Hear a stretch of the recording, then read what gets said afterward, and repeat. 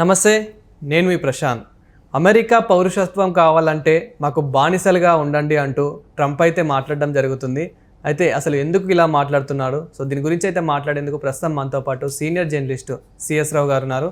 నమస్తే అండి. నమస్తే సార్, అమెరికా పౌరసత్వం కావాలి అని అంటే మాకు బానిసలుగా ఉండండి అంటూ అయితే ఇలా ఇండైరెక్ట్గా మాట్లాడుతున్నట్లయితే అనిపిస్తుంది. సో ఎందుకు అలా మాట్లాడుతున్నాడు? ఇప్పుడు జన్మతః పౌరసత్వం రద్దు అనే దాని మీద ఆయన ఎగ్జిక్యూటివ్ ఆర్డర్ ఇచ్చారు.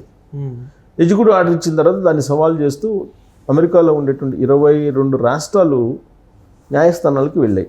న్యాయస్థానంలో విచారణ కొనసాగుతుంది.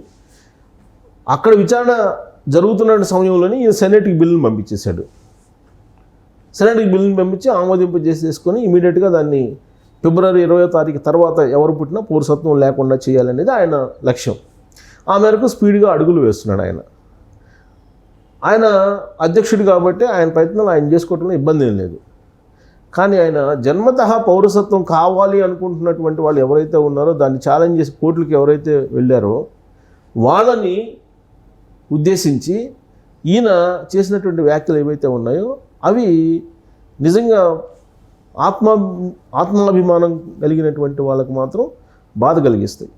ఆయన ఏమన్నాడు, బానిసలకు మాత్రమే మేము జన్మతః పౌరసత్వం ఇస్తాము, బానిసలుగా ఉండేటువంటి వాళ్ళకే పౌరసత్వం ఇవ్వాలని చెప్పేసి అప్పట్లో చట్టం ఉంది.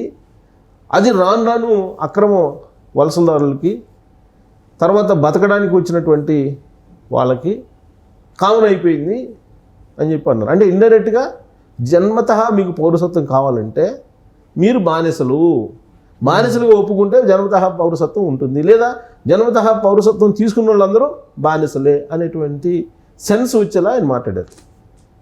అంటే అక్కడ ఉండేటువంటి ఎన్ఆర్ఐలు, పౌరసత్వం ఉన్నటువంటి వాళ్ళు ఎవరైతే ఉన్నారో వాళ్ళు, అలాగే ఇతర దేశాల నుంచి వెళ్ళినటువంటి పౌరసత్వం తీసుకున్నటువంటి వాళ్ళని బానిసలుగా చూస్తున్నాడు ఆయన. ఇండైరెక్ట్గా ఆయన చెప్పింది అదే సెన్స్. ఆత్మాభిమానం ఉన్నటువంటి వాళ్ళు ఆయన చేసినటువంటి వ్యాఖ్యలని తప్పుపడుతున్నారు. ఎప్పుడో జన్మతః పౌరసత్వం ఉండాలని చెప్పి అమెరికా నిర్ణయించింది. అది కేవలం ఎవరికి ఇచ్చింది? బానిసలుగా ఉండాలి అనుకున్నటువంటి వాళ్ళకి మేము ఇచ్చాము, అంతే తప్ప ఇక్కడికి వచ్చి అమెరికా వాళ్ళ మీద పెత్తనం చేసేటువంటి వాళ్ళకి, అమెరికా పౌరులను చంపేటువంటి వాళ్ళకి, అమెరికా ఉద్యోగాలని దోచుకునేటువంటి వాళ్ళకి, అమెరికా వాళ్ళ మీద పెత్తనం చెలాయించడానికి వచ్చే వాళ్ళకి వీళ్ళకి కాదు అని చెప్పి ఆయన అంటున్నాడు. అంటే ఇప్పుడు ఉన్నటువంటి వాళ్ళంతా అమెరికా పౌరుల్ని దోచుకోవడానికి వచ్చినటువంటి వాళ్ళు అని ఆయన లెక్క, లేదంటే నేరస్తులు అని లెక్క. ఆయన మాట్లాడింది అదే. పౌరసత్వం కావాలనుకుంటే మీరు పౌరసత్వం కావాలనుకుంటున్నటువంటి వాళ్ళు బానిసలు. అప్పుడు కనుక కేసీఆర్ గారు ఆంధ్ర వాళ్ళు అనేవాళ్ళు, ఆంధ్ర వాళ్ళు బిర్యానీ వండితే పేడలాగా ఉంటుందని, ఆంధ్ర వాళ్ళు సిగ్గుంటే వెళ్ళిపోవాలని ఇట్లా మాట్లాడేవాళ్ళు. ఆయన తరిమి కొట్టండి ఆంధ్ర వాళ్ళని ఇట్లా మాట్లాడేవాడు కేసీఆర్ కన్నా మించి ట్రంప్ ఇప్పుడు అక్కడ వ్యాఖ్యలు చేస్తున్నాడు.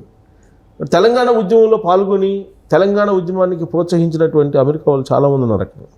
అప్పుడు కేసీఆర్ చేసినటువంటి వ్యాఖ్యలు ఏ విధంగా ఉన్నాయో ట్రంప్ కూడా అదే చేస్తున్నారు. కాబట్టి తెలంగాణ ఉద్యమం కోసం కేసీఆర్ చేసినటువంటి వాడుక పదాలు ఏదైతే ఉన్నాయో కొన్ని పదాలు వాటిని సమర్థించినటువంటి వాళ్ళు కూడా ఉన్నారు. వాళ్ళు ఇప్పుడు ట్రంప్ చేసినటువంటి వ్యాఖ్యలను స్వీకరించాల్సిందే. ఎందుకంటే అప్పుడు కేసీఆర్ నోటికి వచ్చినట్టు మాట్లాడాడు. అదే ఉండి గుప్పుడు ఆంధ్ర వాళ్ళు అనేవాళ్ళు. ఆ గుప్పుడు ఎవరో చెప్పడు, గుప్పుడు ఆంధ్ర వాళ్ళు అనేవాళ్ళు. ఆ గుప్పుడు అనేది అది దేవత అవసరంలాగా చెప్పేవాడు. గుప్పుడు మంది ఆంధ్ర వాళ్ళు అని చెప్పి బూతులు తిట్టేవాడు. ఇప్పుడు ట్రంప్ కూడా అదే చేస్తున్నాడు. ఆడ విదేశాలకు బతకడానికి వచ్చేవాళ్ళు చాలామంది ఉన్నారు. అక్కడ అమెరికాకి వెళ్ళేదే బతకడానికి. అవును, అది యాక్చువల్గా ల్యాండ్ ఆఫ్ ఆపర్చునిటీ అంటారు అమెరికాని.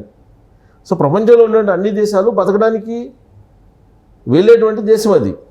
అక్కడ ఎవరికైనా ఉపాధి లభిస్తుంది.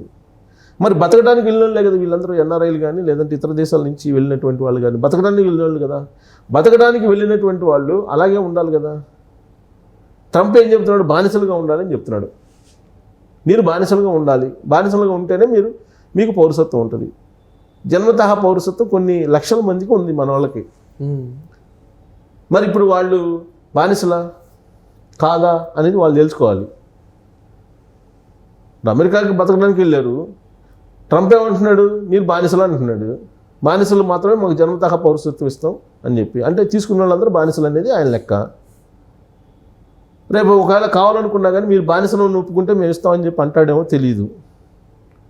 20వ తారీఖు నుంచి ఫిబ్రవరి ఇతర దేశాలు కూడా ఉండొచ్చు, కాకపోతే మన వాళ్ళ గురించి కొంచెం సమాచారం మనకు తెలుస్తుంటుంది. ప్లస్ అక్కడ వాళ్ళు ఇక్కడ మనకు ఫోన్ చేస్తుంటారు, మనతో ఇంటరాక్ట్ అవుతుంటారు, వాళ్ళు సాధక బాధకాలు చెప్పుకుంటుంటారు, అలాగే హ్యాపీ మూమెంట్స్ చెప్పుకుంటుంటారు, అన్నీ చెప్పుకుంటుంటారు. కాబట్టి మన వాళ్ళ గురించి మనం మాట్లాడుకోవచ్చు. ఇప్పుడు మన వాళ్ళు ఏం చేస్తున్నారు, కట్ ఆఫ్ డేట్ ఫిబ్రవరి 20వ తారీఖు పెట్టారు కాబట్టి ఇప్పుడు ఫిబ్రవరి 20వ తారీఖు లోపల డెలివరీ కావాలని చెప్పేసి ఒక నెల ముందు 9 నెలలకు గర్భిణి డెలివరీ కావాలంటే 9 నెలలు నిండు 9 నెలలు ఉండాలి. 9 నెలల లోపలే అంటే ఒక నెల ముందు మీ ప్రీ డెలివరీ చేయించుకున్నా కానీ అక్కడేదో అక్కడేదో ఉంటుందంట పెట్టుకునేది, పిల్లల్ని బతికిచ్చేది. పిల్లల్ని ఒక నెల ముందు పుట్టించుకున్నా కానీ ఒక ట్రీట్మెంట్ ఉంటుంది, ఆ ట్రీట్మెంట్ ప్రకారం బతికించుకోవచ్చు వాళ్ళని మళ్ళీ పిల్లలు యథాతథంగా ఉండొచ్చు అనేది హాస్పిటల్లో ఉన్నటువంటి వెసులుబాటు. అందుకే ఫిబ్రవరిలో పుట్టేటువంటి వాళ్ళని జనవరిలో పుట్టించుకునే వాళ్ళు, లేదా ఫిబ్రవరి 20వ తారీఖున పుట్టే వాళ్ళని ఫిబ్రవరి 1వ తారీఖు ఫస్ట్ వీక్లో పుట్టించుకోవడం, ఏదైనా ఫిబ్రవరి 20వ తారీఖు లోపల పుట్టించుకునేదానికి హాస్పిటల్స్లో మన వాళ్ళు క్యూ కట్టారని చెప్పి ఒక పెద్ద న్యూస్. ఇప్పుడు దీన్ని విచిత్రంగా నేషనల్ మీడియా కూడా ఫోకస్ చేస్తుంది. ఈ విషయంలో ఇండియన్స్ ముందున్నారండి అక్కడ. ఎందుకనంటే ఇక్కడ నుంచి వెళ్ళినటువంటి వాళ్ళు ఎలా ఉంటుందంటే డిపెండెంట్ వేసా మీద వెళ్ళిన వాళ్ళు చాలామంది ఉంటారు అక్కడ. పైగా డెలివరీ టైంలో అక్కడికి వెళ్తే అక్కడ డెలివరీ అయితే జన్మతహ పౌరసత్వం వస్తుంది కాబట్టి పిల్లల కోసం మళ్ళీ వీళ్ళు వెళ్ళాలి. కాబట్టి దానికోసం వీళ్ళు ప్రీ డెలివరీ కోసం క్యూలు కడుతున్నారు హాస్పిటల్ అని. అక్కడ ఉన్నటువంటి హాస్పిటల్స్లో ఇస్తున్నటువంటి రిపోర్ట్ ఏంటి, ప్రీ డెలివరీస్ కోసం ప్రెజర్ చేస్తున్నారు మాకు అని చెప్పి గవర్నమెంట్కి రిక్వెస్ట్ చేస్తున్నారంట. ఏంటిది ఇలా క్యూ కడుతున్నారు, ప్రెజర్ చేస్తున్నారు అనేది. గవర్నమెంట్ దాని మీద కూడా నిఘా పెట్టింది.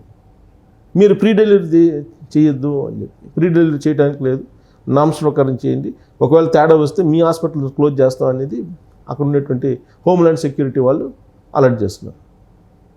అంటే విత్ ఇన్ ది అమెరికాలో ఇప్పుడున్నటువంటి సిచ్యువేషన్ ఎలా ఉందంటే చీమ చిట్టుకుమన్నా కానీ ఎన్ఆర్ఐల్ని పట్టేసుకునేలాగా ఉంది. ఇక్కడి నుంచి వెళ్ళినటువంటి స్టూడెంట్స్ లేదా కొత్తగా పెళ్లి చేసుకుని వెళ్ళినటువంటి కపుల్స్ వీళ్ళందరూ రకరకాల ఇబ్బంది పడుతున్నారు.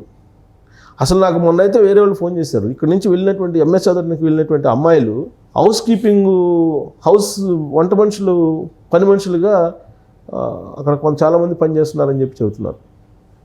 ఇక మగపిల్లలు అయితే వాళ్ళు ఏదో రెస్టారెంట్లు లేదంటే ఫిజియోథెరపీ సెంటర్లు అట్లాంటి చోట పనిచేస్తున్నారు అంటున్నారు. అంటే అక్కడ బతకడానికి చాలా టఫ్ సిచ్యువేషన్ ఇప్పుడు నెలకొందనేది చెప్తున్నారు. But April May